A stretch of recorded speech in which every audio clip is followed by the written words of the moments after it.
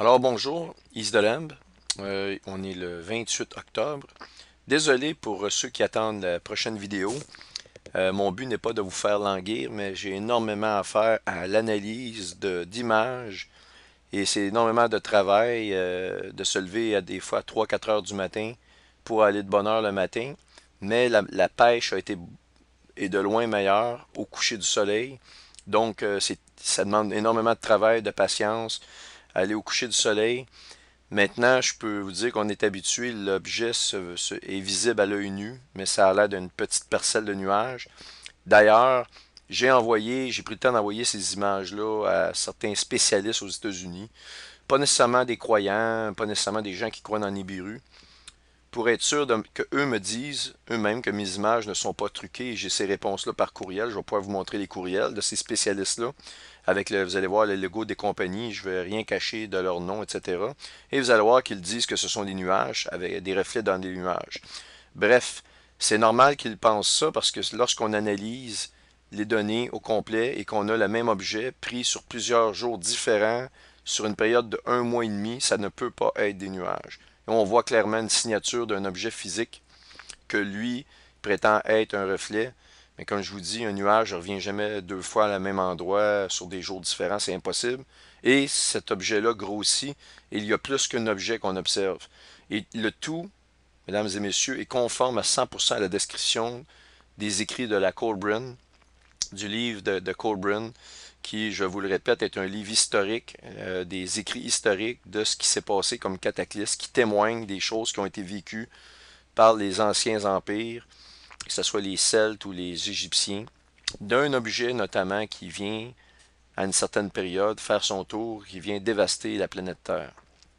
Bref, maintenant, en synchronisme avec ça, on a des nouvelles vraiment extraordinaires. Pour ceux qui ont suivi la série Alerte Rouge 2, qui en passant n'est pas terminée, eh bien, vous savez tous que le CERN actuellement est en train d'augmenter sa puissance graduellement et les scientifiques ont mentionné qu'ils sont sur le point dans les prochains jours d'arriver en contact avec des univers parallèles.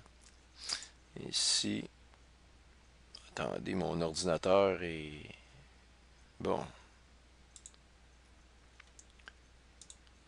voyez-vous ici, les scientifiques au Hadron Collider espèrent rentrer en contact avec des univers parallèles dans les prochains jours. Ils donnent les niveaux de puissance qu'ils doivent atteindre et ils sont rendus presque à ces niveaux de puissance-là.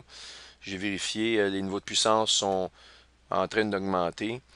Et ça date du 21 octobre, mais au moment où on se parle, nous sommes le 28 octobre, comme je vous ai dit. Ces niveaux de puissance-là sont presque en atteinte. Et ils vont dépasser, excéder le niveau de puissance qu'ils considèrent nécessaire pour entrer en contact, si vous voulez, avec ces univers parallèles-là. Mais ce qui est vraiment extraordinaire, ils appellent ce phénomène-là un Rainbow Universe. OK? Vous vous rappelez que je vous ai parlé des arcs-en-ciel? Eh bien, que pensez-vous de cela ici? C'est vraiment incroyable. Là, vous allez me dire, c'est une vieille annonce, mais oui, c'est exactement ce qu'ils cherchent à faire, un Rainbow Universe, un univers d'arc-en-ciel. Ils disent que lorsqu'on rentre en contact avec un univers parallèle, il y a une grande spirale qui s'ouvre et les couleurs de l'arc-en-ciel ressortent. Et en physique, ils appellent ce phénomène-là la théorie de la gravité d'arc-en-ciel, si vous voulez. La Rainbow Gravity Theory. En fait, ce que ça fait, c'est qu'ils disent que lorsqu'on rentre et on rentre dans un trou noir ou on fait un contact avec un univers parallèle, ça fait fléchir les lignes gravitationnelles. Et ils appellent ça de Rainbow Gravity. C'est la même façon que la lumière va se dégrader à travers un prisme. De la même façon que la lumière se dégrade à travers un prisme.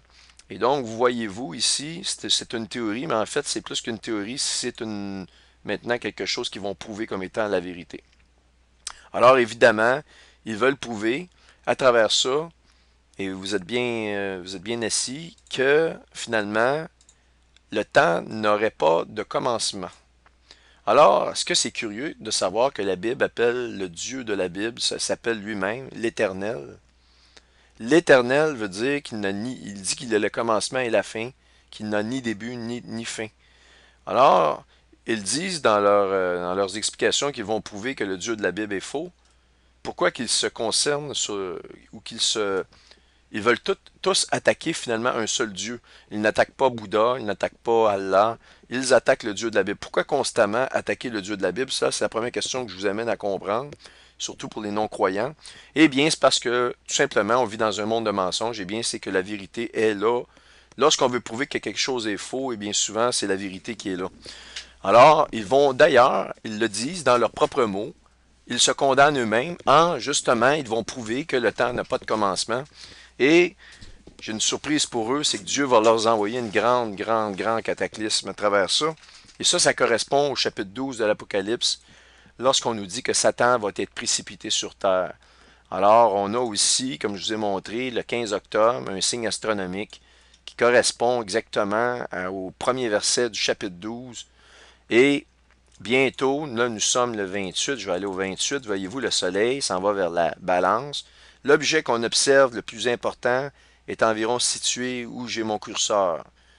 Bon, et on a un deuxième signe astronomique qui doit arriver, qui est un grand dragon rouge qui se présente devant la femme, prêt à dévorer l'enfant dès qu'il fut né. Comme on voit ici, le soleil est sorti, il est maintenant né. Donc, tout est placé pour voir cet objet-là, que tous le voient. Et la personne à qui je travaille me dit qu'il serait étonné qu'on dépasse le mois de novembre pour que tous le voient. D'ailleurs, on l'observe à l'œil nu quand on sait que ce qu'on cherche est tout petit. Et un astronome amateur me dit pourquoi qu'il ne le voit pas? Bien, c'est pas compliqué. Un astronome amateur va mettre son télescope là-dessus. Premièrement, les astronomes amateurs vont souvent regarder, et plus souvent qu'autrement, regarder les objets au zénith. Par exemple, s'ils veulent photographier une étoile en particulier, ils vont attendre la période du moment de l'année où cette étoile-là se retrouve le plus haut dans le zénith. Pourquoi? C'est que l'atmosphère est beaucoup plus mince lorsqu'on regarde au zénith. Si vous regardez une vue plongeante à l'horizon, je vais mettre ça ici, on regarde ici, eh bien vous avez traversé toute l'épaisseur de l'atmosphère et vous avez beaucoup plus d'atmosphère, donc vous avez plus de perturbations atmosphériques, donc la qualité des images, des photos, on perd des couleurs, on perd un tas d'informations et ce n'est pas quelque chose qui est vraiment approprié de faire. À la limite, pour des planètes, s'ils n'ont pas le choix, ils vont le faire. Mais normalement, ils ont les télescopes un peu plus au zénith. Mais par contre, s'ils regardent cet objet-là, ils vont la remarquer. C'est un objet qui dure environ une dizaine de minutes. Ça s'allume lorsque le soleil se couche et ça disparaît. Alors, qu'est-ce que ça ressemble? Ça ressemble à un nuage ou une traînée de nuages. Alors, évidemment, l'astronome amateur va se dire, ah, c'est probablement un objet qui s'est désintégré dans l'atmosphère. Pas plus que ça, il va fermer son télescope. Le lendemain, s'il regarde, et les chances qu'il le voit sont très faibles à cause des couches nuageuses. On a toujours des ciels nuageux. Les chemtrails n'aident pas non plus. Vous allez remarquer qu'ils ont vraiment augmenté partout ce que vous êtes, l'activité des chemtrails depuis un mois. Eh bien, ils cachent cet objet-là, je peux vous l'assurer. Maintenant, j'ai 100% des preuves. Alors, le but de mon message assez court, c'est de vous dire toutes ces choses-là, sont vraies. On nous parle maintenant le Rainbow Universe. Vous savez, si vous lisez le chapitre 4 de l'Apocalypse, lorsque le portal pour l'enlèvement s'ouvre, on nous parle d'un halo d'arc-en-ciel. Et je veux dire, maintenant, on ne triche pas, je vous montre ces choses-là. Maintenant, à Jérusalem, le gouvernement israélien a euh, passé une loi pour a donné l'autorisation d'installer des caméras à haute définition à Jérusalem. OK, Jérusalem, à quoi ça vous fait penser des caméras à haute définition à Jérusalem? Eh bien, moi, ça me fait penser à l'avènement des deux témoins, qui, selon la Bible, seront vus par tous. Alors, quel autre moyen de mettre des caméras au Temple du Mont, à Jérusalem, pour que, justement, que la ville soit bien visible? Et moi, j'ai vraiment pensé immédiatement à l'entrée en scène des deux témoins, qui est vraiment très, très proche. Alors, je vous ai montré Ézéchiel 38, la découverte d'un puits de pétrole à la frontière du Golan. Et on sait que Poutine se prépare à revendiquer ce territoire-là à Israël, selon les frontières de 67. Alors, c'est incroyable. Le Canada était le seul pays, je pense, qui avait encore un mot positif pour Israël. Maintenant, avec un changement de parti politique, nous avons Justin Trudeau maintenant. Et il y a des vidéos où on voit très bien qu'il a été financé par les frères musulmans. C'est terminé. Il est en train de défaire toutes les lois qu'Harper a fait anti-musulmans. Et je suis certain qu'il va établir la loi de la charia au Canada. Je le regarde aller et il a fait des discours. Il parle très bien arabe avec pas d'accent. Je peux vous dire une chose, c'est terminé. Israël est foutu avec le Canada. Il n'y a plus aucun allié pour Israël. Maintenant, en ajout avec ce que je vous dis, rapidement, je vous donne les grandes lignes de ce qui se passe. Euh, le président Netanyahou est en train de se préparer à diviser Jérusalem. Vous m'entendez? Ça, c'est une nouvelle qui se confirme. Je peux regarder peut-être avec Serge Ouellette, Serge. Attendez, Serge U. Bon, Abbas demande une régime de protection internationale de toute urgence. Ils vont le faire. Les Nations Unies vont se léguer contre Israël. Et voici une vidéo de complément sur le fait que Netanyahou se prépare à diviser Jérusalem. Il se prépare à révoquer la citoyenneté de Palestiniens pour diviser Jérusalem-Ouest de Jérusalem-Est. Et il y a un article du 28 octobre, mais ça, je vais tout vous revenir là-dessus, qui confirme la révocation des droits des Arabes à Jérusalem-Est. Alors, voyez-vous, ça se prépare, on est vraiment là. Et je vous ai montré la terminaison du cycle Dyson, qui est justement fin octobre, début novembre. Et là, c'est sûr qu'on va nous parler du troisième temple. Je m'attends à l'annonce de la reconstruction du troisième temple qui va ressortir de la division de Jérusalem ou d'une guerre qui va suivre, mais dans laquelle va suivre ces démarches-là pour essayer de croire dans la paix. Et je vous montrerai des versets où le Seigneur nous dit, alors mon peuple, tu as cru dans la paix et dans la sécurité. Alors voici, le destructeur des nations sort de sa route. Le destructeur des nations, destructeur, c'est aussi Satan, mais ça a une contrepartie euh, astronomique. Pour ceux qui doutent avec toutes les preuves que j'ai données, que ce qui se passe sur Terre se passe aussi dans les cieux, eh bien, je ne peux pas aller plus loin que ça.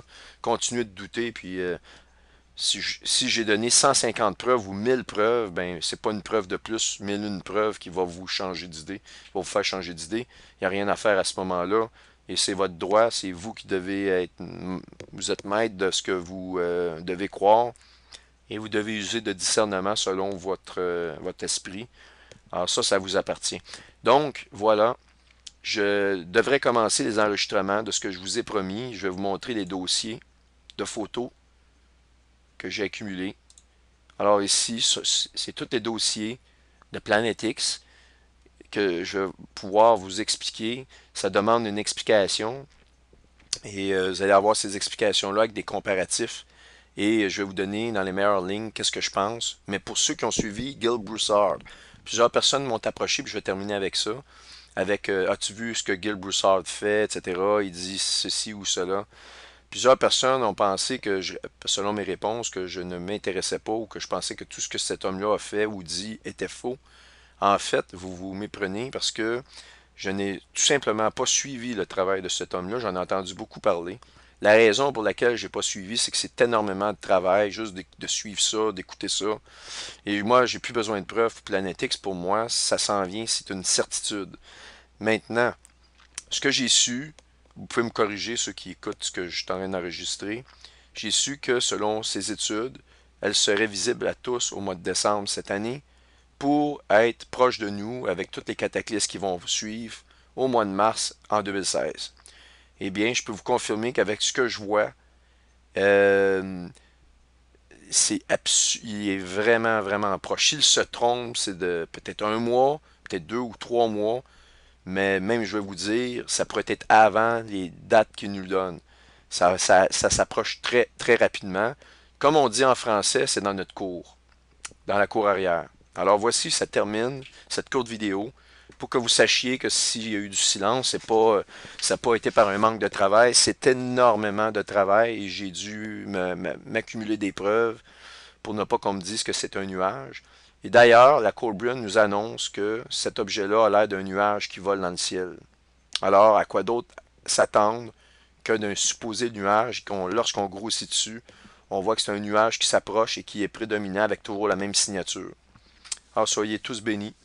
Nous sommes le 28 octobre, je vous le rappelle. Et demain, je devrais commencer l'enregistrement de ces vidéos-là. Alors, si vous voulez prier pour moi, parce que c'est extrêmement difficile, la situation ici à la maison est très tendue. Ma situation financière est tendue. Et j'ai un manque de courage. J'ai des journées où j'ai le courage qui me manque, mais bien, j'essaie de m'encourager avec toutes ces choses-là, ces signes-là qui nous apparaissent en synchronisme et qui nous rappellent qu'on a une grande récompense qui vient, c'est-à-dire de se faire enlever, de se faire préserver des choses qui viennent et de l'espérance de voir notre roi à nous, le roi de ce monde, le roi de cet univers, notre bien-aimé Seigneur Jésus, qui, évidemment, moi, je peux plus attendre de le voir. J'ai tellement hâte. Et j'espère que c'est la même chose pour vous. Alors, God bless. Bye bye.